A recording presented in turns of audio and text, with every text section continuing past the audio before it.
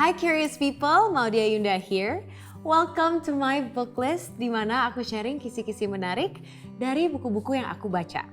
Dari semua isi buku itu, aku akan sharing 3 insights yang personally menarik buat aku. Hari ini kita akan membedah buku The Long Game by Dorie Clark. Dorie Clark adalah seorang konsultan and spokesperson yang mengajar program eksekutif di Duke and Columbia University. Nah, di awal buku ini ada satu fenomena yang diangkat yang super relatable menurut aku, yaitu situasi di dunia kerja yang kadang tuh membuat kita merasa overwhelmed. Selalu sibuk, tergesa-gesa, kewalahan dengan keseharian yang penuh banget. Loncat dari satu kerjaan ke kerjaan yang berikutnya, terus fokus tanpa punya waktu untuk bernafas. Nah, di buku ini penulisnya sharing gimana sih caranya kita bisa keluar dari endless cycle ini dan membangun hidup yang lebih bermakna. Yuk kita bahas. Insight pertama, beri ruang untuk berpikir jangka panjang. Situasi tadi di mana kita hanya kerja tanpa nafas itu sebenarnya bisa berbahaya. Karena kita nggak akan sempat berhenti, mengevaluasi, dan planning untuk hal-hal yang sifatnya jangka panjang. Untuk itu kita harus membuat ruang untuk reflection atau berpikir itu tadi. Gimana caranya? Kuncinya di sini adalah berani menolak atau berkata tidak ke hal-hal yang memakan waktu. Penulisnya memberikan beberapa tips. Yang pertama, coba deh kita berhenti bikin to-do list dan langsung aja menjadwalkan di kalender apa yang harus kita kerjakan. Dengan begitu, kita bisa lebih disiplin dengan penggunaan waktu kita dan bisa lebih selektif juga pada saat merancang schedule kita. Karena kalau kita pakai kalender kan kita bisa benar-benar melihat tuh secara visual waktu kita dipakai untuk apa aja. Terus ada metode kedua, yaitu tes hell yeah. Mungkin saat kita harus memutuskan apakah harus melakukan sesuatu, kita harus yakin banget baru kita iyain. Kita harus benar-benar ngerasa, wow yeah, for sure I'll do it. Kayaknya menarik dan di luar itu kita harus disiplin berkata tidak. In some ways aku ngerasa kita juga jadi menggunakan intuisi kita untuk lebih memprioritaskan hal-hal yang worth it untuk dikerjakan. Terakhir kita juga bisa lebih kritikal tentang ajakan yang ada. Coba deh kita pikirin, berapa banyak ya komitmen waktunya? Biaya apa aja yang harus keluar? Termasuk biaya yang sifatnya fisik atau emosional. And will I regret saying no to this? Dengan begitu, hal-hal yang menyita waktu adalah hal-hal yang sudah kita pikirkan matang-matang dan kita bisa memiliki ruang lebih untuk berpikir strategis untuk jangka panjang. Berikutnya insight kedua, berpikir seperti gelombang. Menurut Dorie Clark, ada baiknya kalau kita melihat karir ataupun hidup kita sebagai wave atau gelombang nih yang bentuknya seperti ini. Jadi bayangin, kalau hidup itu gelombang, ada waktu masa di mana kita tuh heads up dan ada waktu di mana kita heads down. Waktu heads up adalah waktu kita mencari peluang, mencoba hal baru, melihat sekitar, networking. Nah, waktu heads down adalah saat kita benar-benar dalam mode kerja yang mendalam dan fokus berkreasi.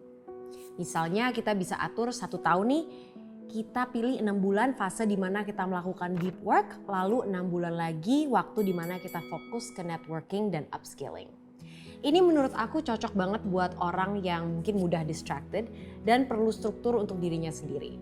Dengan gitu kita benar-benar bisa fokus dan disiplin mengerjakan satu hal dalam beberapa bulan, terus kemudian beralih ke fase yang lain dan fokus kerjain yang lain.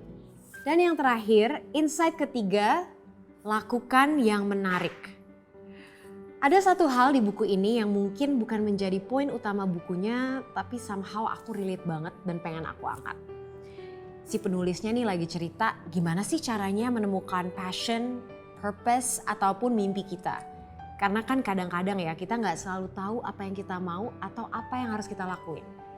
Nah katanya kalau kita masih mencari-cari passion kita dan belum tahu persis, tipsnya simple.